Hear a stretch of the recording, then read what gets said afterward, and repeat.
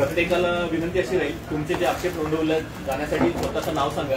आमच्याकडे रजिस्टर आपण त्याप्रमाणे ठेवलेलं आहे. तुमचे जे काही नाव सांगाल, नावाच्या पुढे ते तुम्ही जे आक्षेप द्याल ते सगळे नोंद घेतले जातील आणि हवं तर तुम्ही नंतर ते वाचून पण घेऊ शकता की तुमचे जे आक्षेप आहे ते नोंदवलेत किंवा नाही केलं. आमची इच्छा होती की प्रत्येकाने 8-8 जणांना यावं, पण तुम्ही विनंती केल्याप्रमाणे आपण एकत्र इथे चाललेलो आहे. तुम्ही जे आक्षेप देता ते करताय. मागच्या बाजूला स्टेज 1, स्टेज 2, स्टेज 3 असे जे संबंधित आमचे जे उद्यान अधिकारी आहेत तर ते तिघेजण बसलेले आहेत. त्या तिघांकडे तिन्ही प्रकल्पांचे संपूर्ण गठ्ठे आहेत, ज्याच्यामध्ये GPS लोकेशनचे फोटो आहेत. पर्यावरण विभागाने आम्हाला दिलेला जो प्रस्ताव आहे त्याची संपूर्ण यादी आहे, ज्याच्यामध्ये झाडांचा नंबर आहे. त्या झाडाच्या नंबरच्या पुढे त्याचं GPS लोकेशन आहे. प्लस उद्यान विभागाने जो स्थानिक तिथे जागेवर जाऊन सर्वे केला त्याचे पण फोटो आहेत. स्टेज 1, स्टेज 2 तिघे जण मागे बसलेले आहेत. तुम्ही ते सगळे गठ्ठे तुम्ही पाहू शकता. स्टेज 1 साठी कोण बसलं? स्टेज 1 साठी हा बसलेला प्रशांत ताकवले साहेब आहेत. नाही, ते मागेच बसलेले. बरं, ज्याला पाहायचं तो संपूर्ण गठ्ठे घेऊन बसलेले आहेत. स्टेज 2, स्टेज 2 आणि याला बोलू, त्यांचं नाव काय? स्टेज 2चं शिखरे म्हणून आहे. आणि स्टेज 3 साठी गोरड सर म्हणून आहे. ते तिन्ही गठ्ठे तुम्ही ज्याला पाहिजे त्यांना दाखवायला द्या.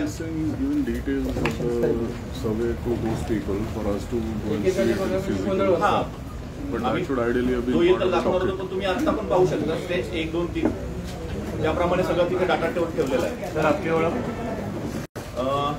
याच्यासाठी आपण इथे सगळे जमलेलो माननीय मुख्य उद्यान अधीक्षक श्री महेश गारगोटे सर यांच्या अध्यक्षतेखाली आपण आता हा सुनावणीचा कार्यक्रम करत आहोत. मी योगेश वाळ, उद्यान अधीक्षक. माझ्यासोबत उप अभियंता आहे पर्यावरण विभागाचे श्री दीक्षित साहेब आहेत आणि बाकी टीम आहे. ऍप्लिकंट अभिता कुलकर्णी होता पाहिजे. जॉईंट आपले एक्झिक्युटिव्ह इंजिनियर आपले बन्सल साहेब आहेत. ते जरा आजारी यामुळे ते आज काही करू शकत नाही. आपला उद्या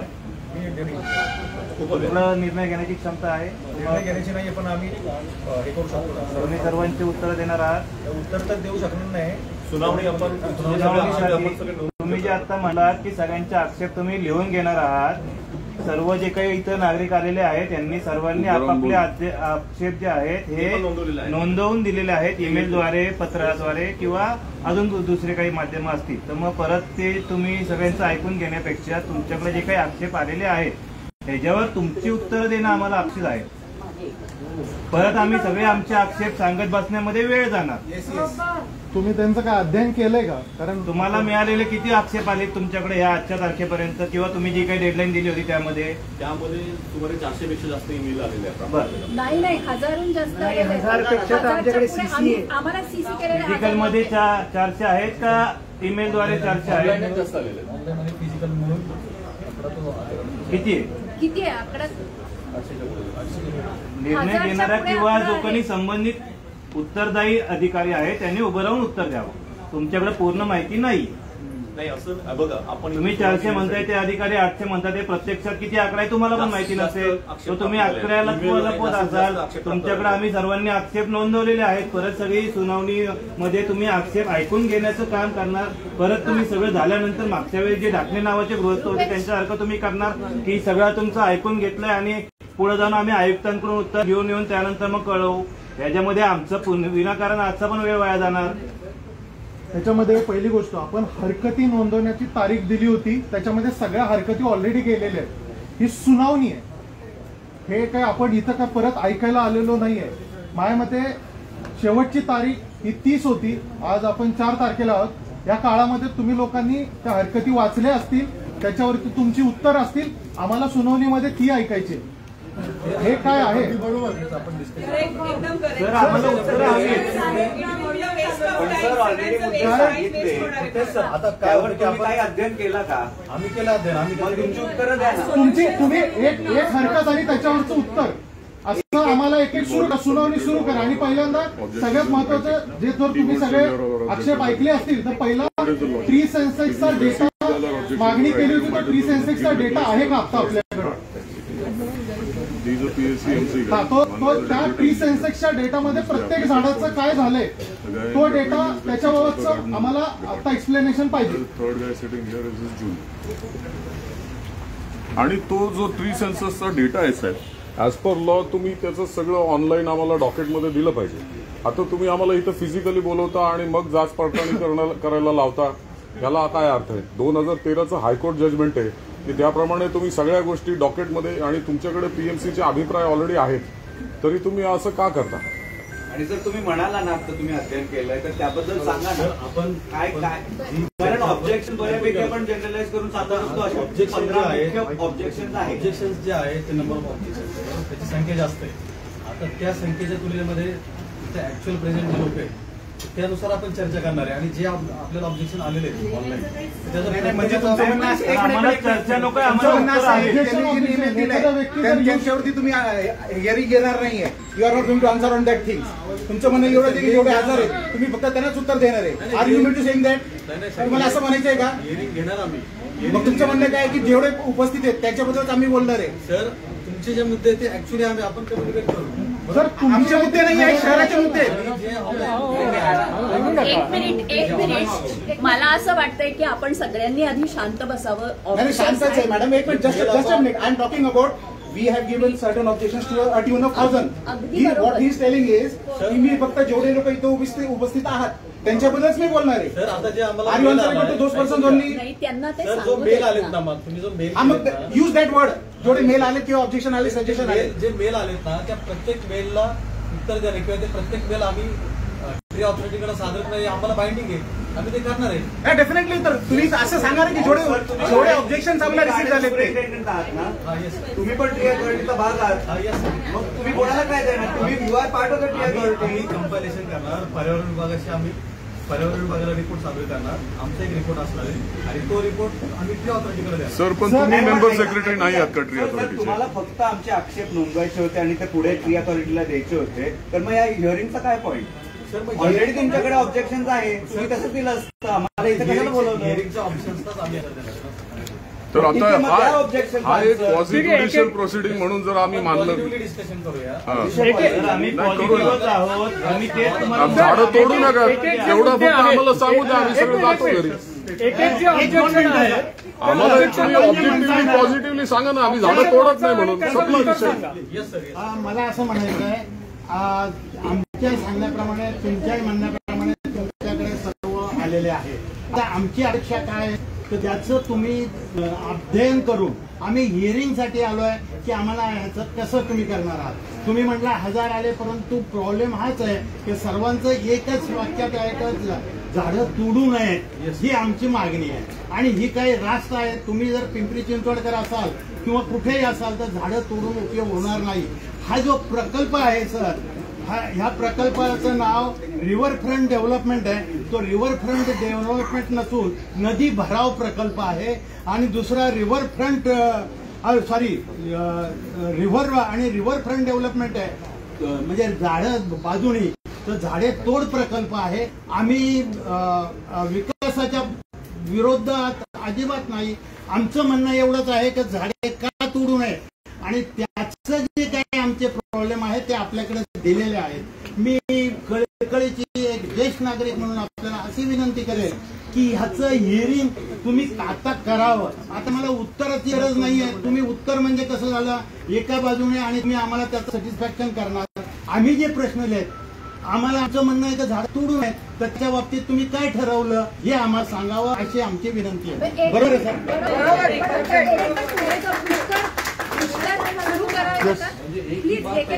एक एक जण सुरू करूया आपण आणि त्यांनी विनंती केली आहे त्याप्रमाणे आपण सुरू करूया. नाही माझं काय म्हणणं आहे, यांनी ऑलरेडी जर काय अध्ययन केलं त्यांना सांगू द्या ना त्यांचं काय. पण तेच म्हणणार आणि आधी काय केलं त्यांना सांगू द्या ना उत्तर. तोच आहे की तुम्ही तुमच्या पेपरात जी नोटीस दिली पब्लिक अनाउन्समेंटची सिस्टीमची अरेंजमेंट करा म्हणून मेलमध्ये लिहिलं होतं, तरी पण नाही काही. महाराष्ट्र टाइम्स मध्ये यांनी जी काही नोटीस दिली त्याच्यात लिहिलं होतं की 4 तारखेला जनसुनावणी पब्लिक हिअरिंग याच्यावर घेतली जाईल. पब्लिक हिअरिंग मध्ये परत आधीच दिलेले आक्षेप तुम्हाला परत ऐकवणे याच्यापेक्षा तुम्ही त्या आक्षेपांना तुम्ही त्याच्यात तारीख आहे 15 जुलै, पब्लिश झाले 24 जुलैला. त्याच्यापुढे घाईघाईनं कसं का होईना पण नागरिकांनी 7 दिवसामध्ये आपापल्या सूचना हरकती तुम्हाला दिलेल्या आहेत. तुम्हालाच लगेच 4 तारखेला ठेवायची ती तुम्ही ठेवलेली आहेत हिअरिंग. त्या हिअरिंग मध्ये तुमच्याकडनं उत्तर येणं अपेक्षित होतं ना की पुन्हा हीच प्रोसेस घेणे आणि एक आपली टिक मार्क ऍक्टिव्हिटी सारखी करणे की हा त्यांचं आम्ही ऐकून घेऊ. तुम्हाला सजेशन ऑब्जेक्शन आधीच येईल एप्रिल महिन्यामध्ये पण हेच ऑब्जेक्शन आहे आम्हाला 31st डेट दिली आणि you don't even know the count. आम्हाला एंड ऑफ द डेट देतात आणि तुमची रेट काय आहे. मागच्या वेळेस हिअरिंग झाली त्याचं आपल्याला काय उत्तर आलंय का. दरवेळेस आम्हीच सांगायचं तुम्हाला तेच सेम थिंग सांगतोय. तुम्ही आमची पटपट 31st डेट घेतली आणि तुम्हाला काउंट सुद्धा माहित नाहीये. मग तुमच्यासाठी नव्हती का ती डेट एंड ऑफ डेट. आणि जर तुमच्याकडे त्यांना 1000 ईमेल्स पण त्यांना बोलणं खूप होत आहे. आता सुद्धा पाहिजे तर डिस्कस करू शकता की कदाचित आमच्याकडे पूर्ण आकडेवारी नाहीये किंवा ते सगळ्याचं आम्ही डिटेलमध्ये सजेशन ऑब्जेक्शन वाचायला आम्हाला वेळ झालेला नाहीये. पाहिजे तर ही पब्लिक हिअरिंग थोडी पोस्टपोन करून घ्या. तुम्ही आता उत्तर द्या ना. तुम्ही असं म्हणाल तर तुम्ही असं म्हणा तुमची तयारी नाहीये. नाही, माझं म्हणणं काय होतं, समजा नंबर ऑफ ईमेल आली किंवा ऐकू येत नाही. मुद्दा हा आहे की शेवटी ऐकू येत नाहीये सर. जर उभं राहून बोललो तर सगळ्यांना ऐकू येईल सर. याच्यासाठी जर ईमेल मध्ये लिहिलं होतं की पब्लिक अनाउन्समेंट सिस्टीमची अरेंजमेंट करा. ठीक आहे, शांत राहा, ऐकू येतं. माझा बोलण्याचा उद्देश हा होता की तुम्ही मेल किंवा ऑनलाईन तुम्ही सगळे तुमचे जे ऑब्जेक्शन्स आहेत तुम्ही सबमिट केलेले. आता यातले जे काही ऍक्च्युअली लोक आलेले आहेत ऍज अ रिप्रेझेंटेटिव्ह म्हणून ते आमच्याशी चर्चा करतात आणि आम्ही ऑलरेडी त्याच्या आक्षेपाचं जे काय आहे ते सगळं कंपाईल केलेलं आहे. तुमचे जे काही ऑब्जेक्शन्स आलेले आहेत त्याची आम्ही तयारी पण केलेली आहे किंवा त्याची माहिती पण आम्ही केलेली आहे आणि त्याचं अध्ययन पण केलेलं आहे. फक्त माझं मत हे होतं की सगळ्यांनी बोलण्यापेक्षा त्यातले समजा तुमच्यातले तुम्ही ठरवलं असेल की आपण डिस्कशन आमच्याशी नाही ठरवलं. आम्ही काही एकत्र कुठला गट नाहीये. आम्ही स्वतंत्र नागरिक आहोत. आम्हाला सगळ्यांच्या प्रश्नांची उत्तरं हवी. इंडिव्हिज्युअली सुद्धा आम्ही टॅकल करायला तयार आहे की तुमचे जे काही प्रश्न असतील त्याला आम्ही उत्तर द्यायला तयार आहे.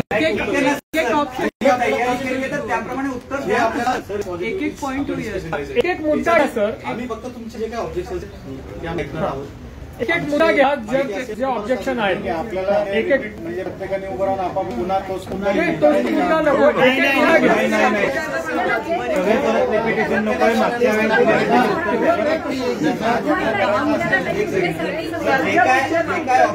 ऐकून घ्या. जे काय ऑब्जेक्शन आहे ते कायदेशीर जे काय प्रोव्हिजन्स आहेत त्यावर आम्ही ऑब्जेक्शन नोंदवले. सो असं तुम्ही इथे किती जनसंख्या असू दे ऑब्जेक्शन तर कॉमन असणार.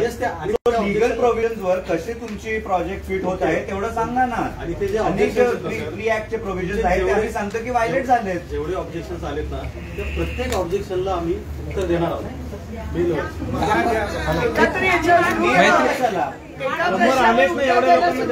एक ऑब्जेक्शन विचारा ते आन्सर देतील. एक मिनिट ते ऑब्जेक्शन विचारतील ते आन्सर देतील की ते अर्धा तास आपल्या ह्याच्यातच चाललं. याचं उत्तर द्या. झाडं तोडण्याचं काय करणार आहात. नाही एकेकाला क्रॉस बाय क्रॉस जाऊ ना आपण.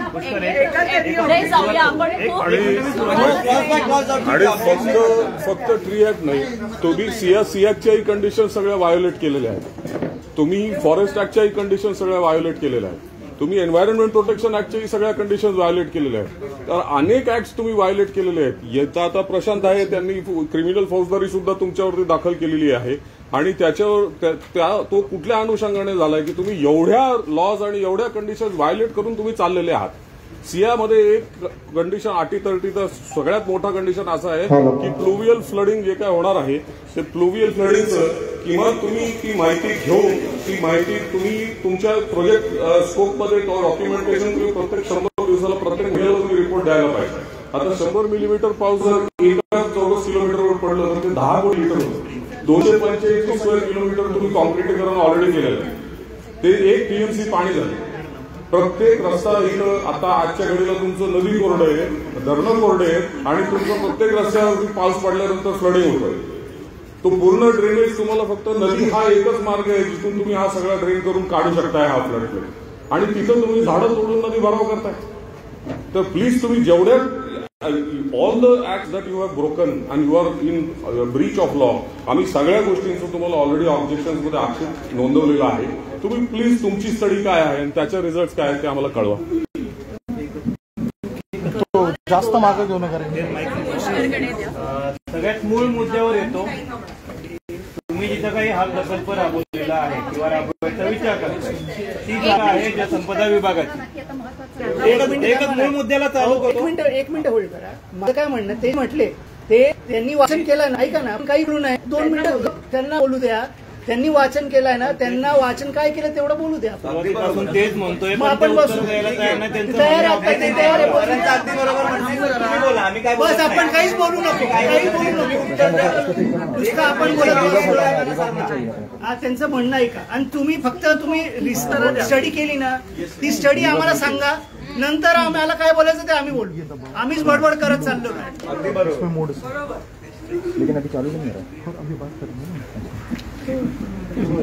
सर्वात प्रथम सर्व नागरिक आज जे काही ऑब्जेक्शन सगळ्यांनी नोंदवलेले आहेत उद्यान विभागामार्फत जी आपण सूचना दिली होती की सगळ्यांनी त्या आक्षेपांसाठी सर्वांना आपण सांगितलं होतं की आक्षेप तुमचे नोंदवले आणि त्या आक्षेपांबाबतची सुनावणीसाठी आज सर्व नागरिक या ठिकाणी उपस्थित राहिले. सर्वात प्रथम सर्वांचं मी या ठिकाणी स्वागत करतो.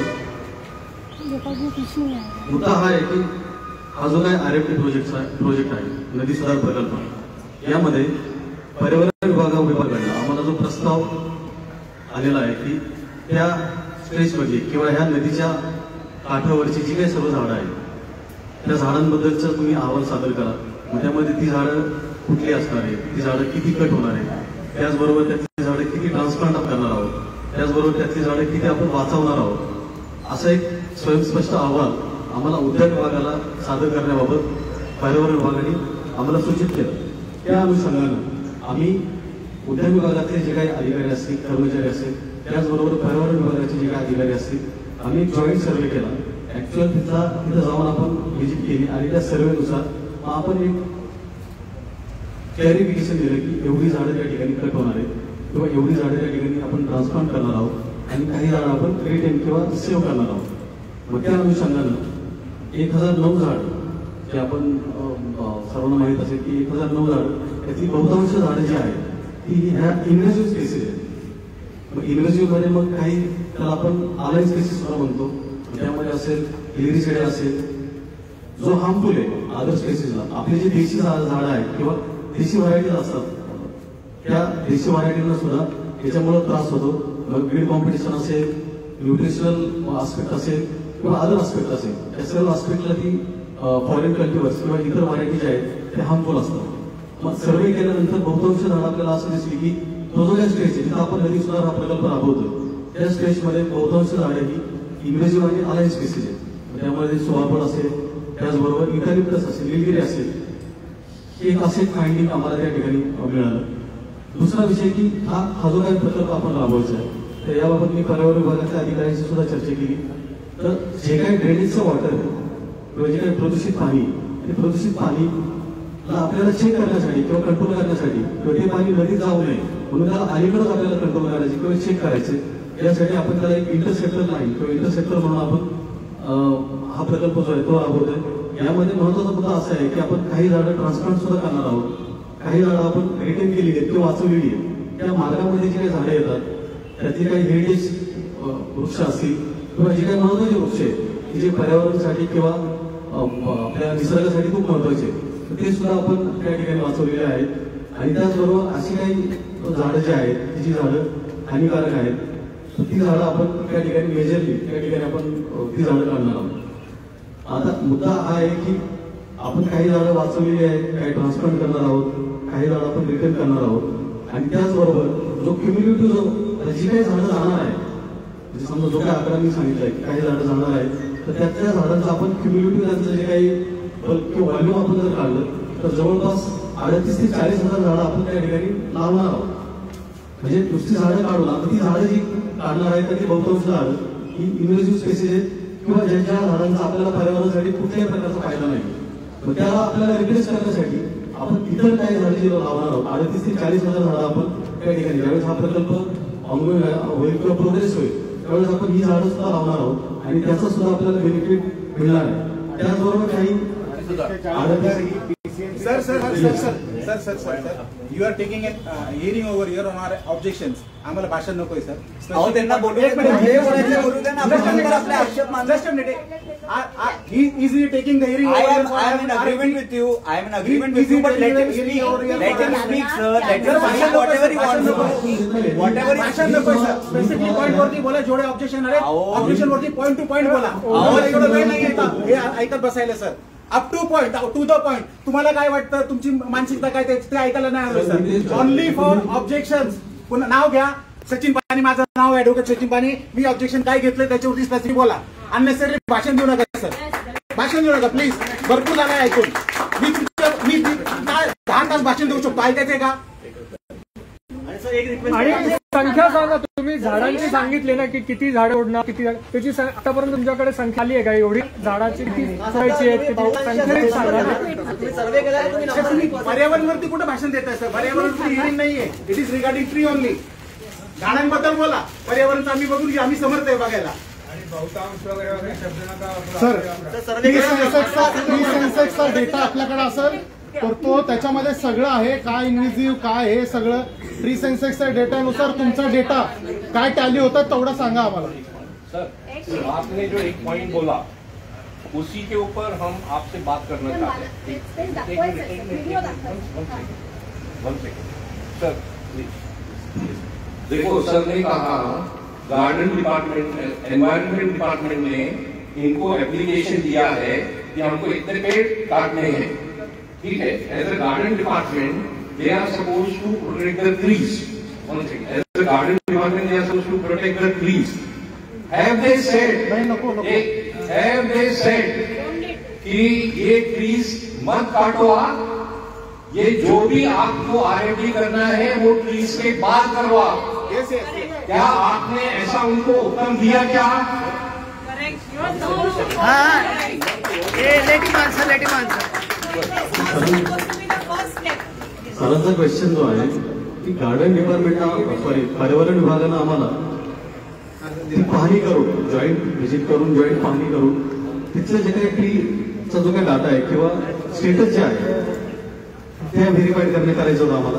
ते व्हेरीफाईड केल्यानंतर आम्ही व्हेरीफाईड असं केलं की त्या ठिकाणी काही झाडं आम्ही वाचवलेली पण आहे. काही झाडं त्या स्ट्रेचमध्ये जी काही झाडं येतात त्याची बरीचशी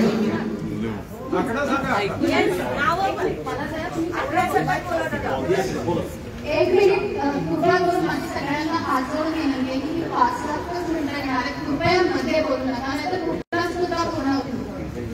ओके, आता माझा पहिला मुद्दा सर तुमच्यासाठी हा आहे की हे तुम्ही बघा, हे आंबेडकर पुलापाशी बाडे आणि पिंपळे मिरजच्या मधलं चित्र आहे. आता तुम्ही डॉकेट तुम्ही जे डॉकेट काढलेलं आहे त्याच्या आधीच तुमची झाडं कापली आहेत. आम्ही तुम्हाला एक कोकणला याचा अर्थ एकच आहे असं नाही ना. अशी पुष्कळ आहे की तुम्ही डॉकेट काढायच्या आधीच तुम्ही झाडं काढलेली आहेत आणि त्याच्यावरती तुम्ही काय ऍक्शन घेतली हे आम्हाला हवंय. दुसरं म्हणजे तुम्हाला जर असं वाटत असेल की ही ट्री कटिंगची सुनावणी आहे तर ही ट्री कटिंगची सुनावणी नाही आहे, कारण तुम्ही फक्त वृक्षतोड करत नाही.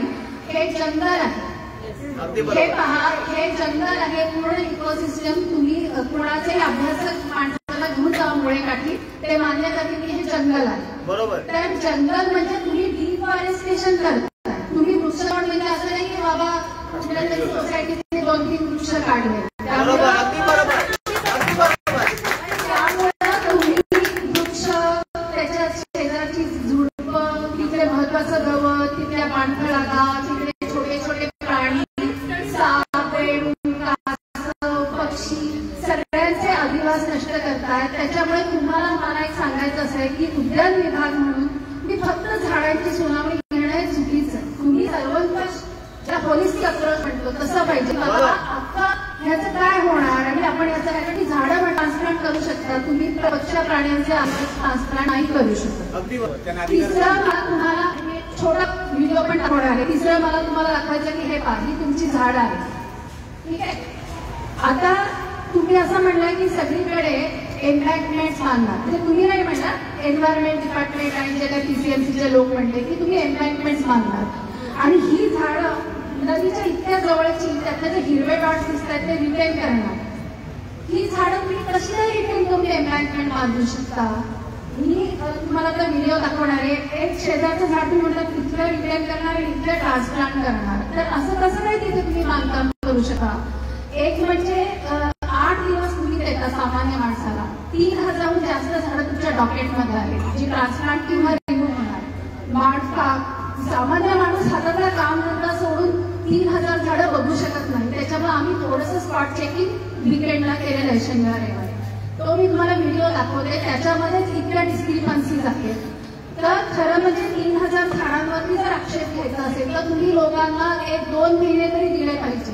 कारण काय आहे की काही 5-10 झाडं नाही आणि म्हटलं तसंही फक्त झाडं नाही. तर मला फक्त ही शेवटची 4 मिनिटं द्या, त्याच्यानंतर मी थांबते आहे. मला सगळ्यांचा वेळ नाही घ्यायचा. पण तुम्ही हे बघा, मला जे आम्हीचे स्पॉटची आणि म्हणत आहे स्पॉटची हे फक्त उदाहरण आहे, म्हणजे एवढंच आहे असं नाही.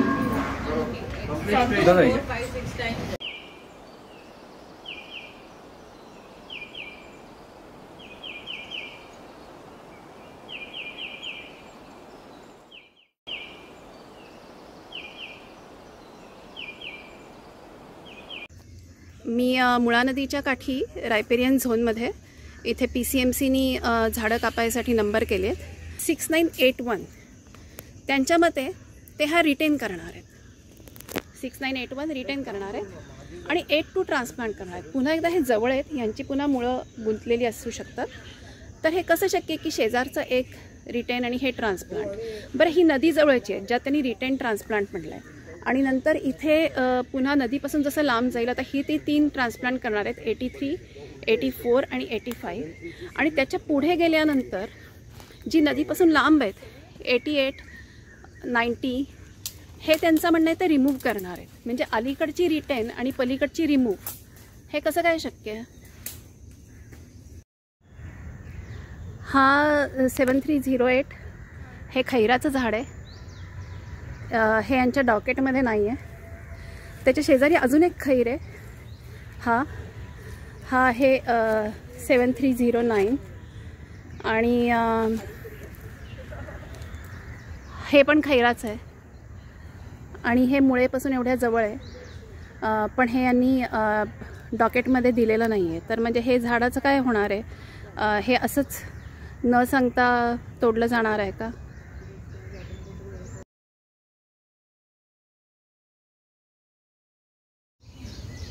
सेवन 7318 करंज आहे. त्याच्यानंतरचे जर बघितले तर इथे आहे 7323 आहे आणि 24 आहे आणि हे अक्षरशः पाण्यात गेलेले करंज आहेत. हे तर हे रिटेन म्हणून आलेले आहेत. हे कसे काय रिटेन होतील पाण्याच्या एवढ्या जवळ असतील तर एम्बँकमेंट बांधताना? हा 7229 बाभूळ आहे आणि हा इथे मुळेच्या काठी रायपेरियनला आहे. हा त्यांचा नंबर आहे. पण या बाभळीचा कुठेही डॉकेटमध्ये उल्लेख नाही केलेला. म्हणजे हे कापणार आहेत, ठेवणार आहेत, ट्रान्सप्लांट करणार आहेत, काहीच सांगितलेलं नाही. हा कडुनिंब आहे हा आणि हा रायपेरियन झोनमध्ये पण याच्यावर नंबर घातला नाही आहे. म्हणजे हा जर गेला उद्या तर त्याचं काहीही डॉक्युमेंटेशन होणार नाही.